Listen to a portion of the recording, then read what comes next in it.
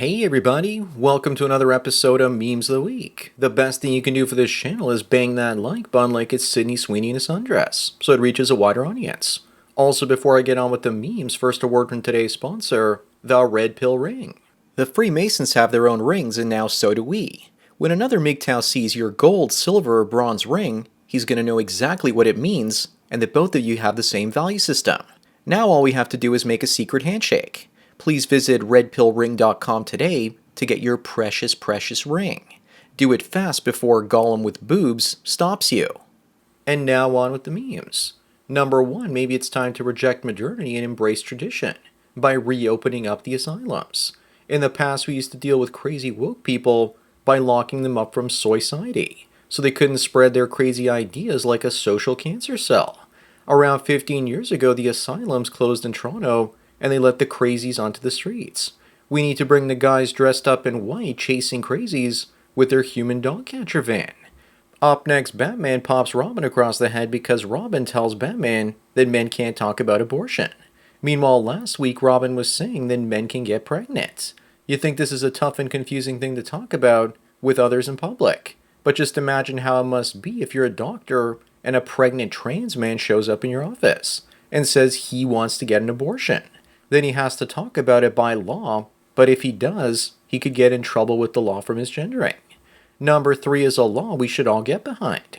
The Belgian government will intervene in cases where working girls refuse to serve as males. Their pimp will be able to punish them if they refuse to do it more than 10 times in a 6-month period.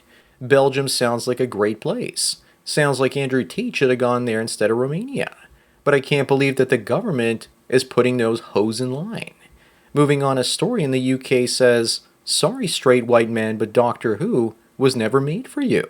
Well then who was it made for, considering that's the largest fan base for the show?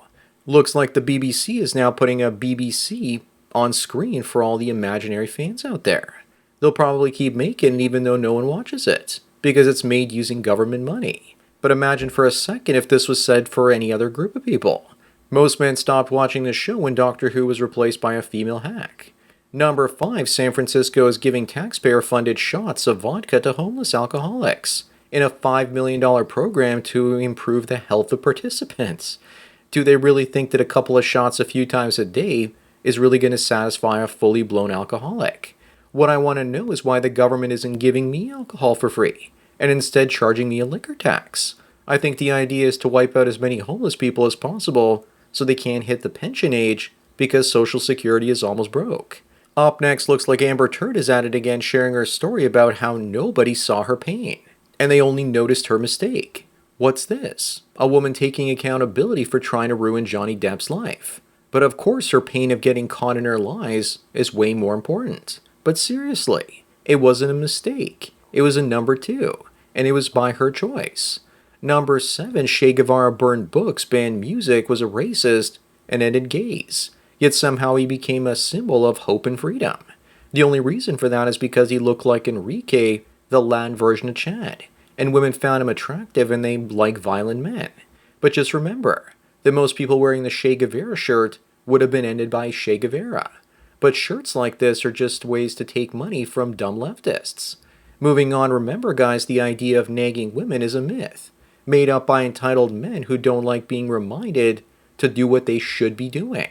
Imagine if men told women what they should be doing. There would be pandemonium in the streets. How dare men try and control them?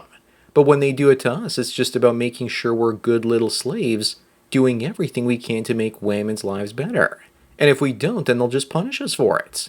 Number 9, Shaq's ex-wife reveals she was never really in love with him. Today he's red-pilled about female nature. Back then he married this single mother and she used him for his resources. Luckily for him, he didn't divorce her in California, or she would have received $200 million. Instead, he only had to pay her $50,000 a month in alimony. She also got $10,000 a month for each kid until they turned 18, and there were 4 of them. After that, how can he ever trust another woman again? Up next, the Duolicious dating app was revealed. It's for so-called femcels or female incels. They can't get a date. On it, the ratio of men to women is 15-1.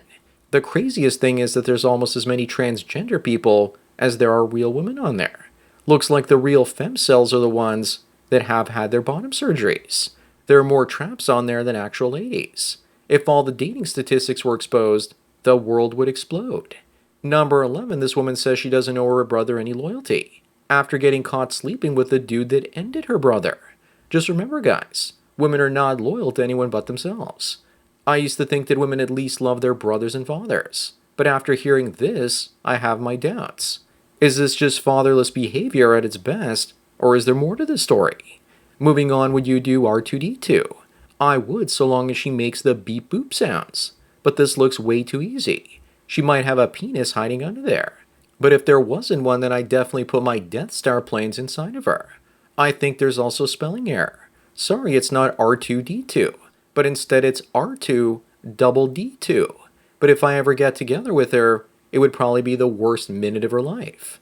Number 13 is a woman saying, Number 13 is a woman saying that if you take her out on a date, you should also buy her an outfit.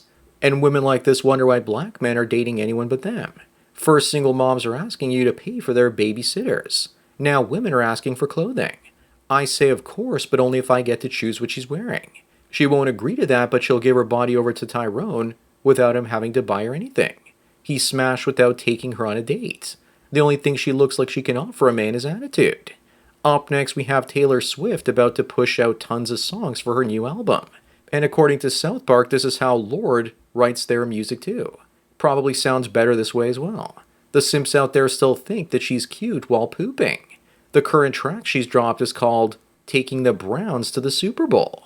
Number 15, San Francisco police will stop releasing mugshots to combat racial bias. Translation, they will only publish pictures of white male criminals. That way they'll be able to label criminals as being mostly white males. As South Park's news anchors once said, once again the suspect is not white. So that will end our coverage of this event. Moving on, meanwhile in Canada, here are our new therapy dogs. The government here wants you to end yourself because shortly they won't be able to pay for all the free healthcare for everyone. Now with 1 million new people coming in each year and growing the population annually by more than 2%. This is like physician-assisted ending yourself, but fuzzier. Number 17 is a woman admitting that the population is collapsing because women don't want to have children from average men. But because they can't get commitment from a Chad Roan, they'd rather stay single and childless. Or possibly have a kid out of wedlock.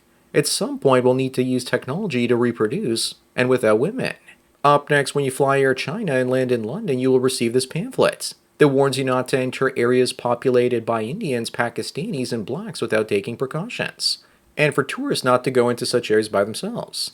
But I guess it's probably not racism when the Chinese say it. Or is this just communist propaganda? You be the judge. Number 19, we have a woman before and after feminism. Liberalism destroys everything it touches. She used to be beautiful and is now worthless as a mother and a wife. Is that a pedo symbol on her forehead? I think that she prayed and the devil answered instead of God. Imagine going from being a 9 out of 10 to a negative 666 out of 10. From an Irish redhead to a non-binary dark witch in only 2 semesters. Moving on, if you ever open a restaurant, always make sure to put this picture up in the urinal. It will ensure that no one ever pees on the floor. This looks like it was taken at the Heart Attack Grill. They had a Trump sticker as well in the urinal next to it when I went. Yeah, no one peed on the floor. But this led to a lot of people shitting in the urinals. Number 21, you have a choice. Either being a Boeing whistleblower or having information against Hillary Clinton. Both ways you're pretty much screwed because you know the moment you click on Clinton, she'll place an order with the suicide hotline. But I've got it all figured out. I'll push both buttons and go down. I'll push both buttons at the same time and go down as a living meme, watching the assassins compete against one another to see which one would end me. Up next, what's happening to men these days? Even the Chads are transmaxing now. I guess this is what happens when you tell boys that they're oppressors and second-class citizens. They wish to escape their oppressor status by turning themselves into victims. This guy seems to have gone from looking like discount Patrick Swayze to turning himself into Patricia the Crazy. Then again, maybe he transitioned because he didn't want to go off and fight in war. Number 23, this woman says that men that rode the kitty cat carousel for a decade think they're entitled to settle down with an 18-year-old virgin, and that they aren't made fun of hard enough. Looks like women can't really come up with any original insults. We came up with the rooster roller coaster, among other things, and now they copy it. This woman is probably just bitter because men her own age that she wants are going for younger women. And she's post-wall, and they don't want her anymore. This is just cope on her part. Moving on, well, it looks like Sports Illustrated won't have to worry about the male gaze any longer, with such large women that have never played sports on the cover. But I thought they already went bankrupt for the same reason before. It says her name is Hunter McGrady. I misread that the first time because I thought it said Hunter McGriddle. And which sport does she represent? Competitive food eating, perhaps? Number 25 and the last one, when someone asks you, what would Jesus do? Just remember that flipping over tables and chasing people with a whip is within the realm of possibilities. I believe he flipped over the tables at the money changers at the temple. I wonder what he would do with the central banks today printing money and robbing people through inflation. He'd probably abolish the Federal Reserve and maybe even promote Bitcoin. Who knows? So that's it for another Memes of the Week. Please give this video a like to push it up in the algorithm and so new viewers can find it. If you enjoy this series and want me to keep making it, then donate at the PayPal and Subscribe Star links below. It really helps out. Anyways, enjoy the rest of your day, and cheers.